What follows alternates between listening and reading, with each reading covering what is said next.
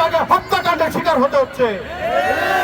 বাংলাদেশ জাতীয় ছাত্র সমাজ এই যে সিরিয়াল কিলিং, এই সিরিয়াল কিলিং এর বিরুদ্ধে জিরো টলারেন্স ঘোষণা করছে এবং আমরা ইউনূস সরকারকে হুঁশিয়ারি দিয়ে বলতে চাই, 24-এ আমরা রক্ত দিয়েছিলাম একটি রক্তপাতহীন ভবিষ্যৎ বাংলাদেশ বিনির্মাণের লক্ষ্যে।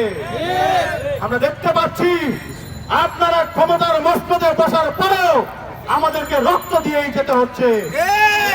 তাহলে আপনাদের ওই চেয়ারে বসে থেকে লাভ কি? স্বরাষ্ট্রমন্ত্রীকে হুঁশিয়ারি দিয়ে বলতে চাই, আপনি যদি এই গুপ্ত হত্যাকারীদেরকে চিহ্নিত করতে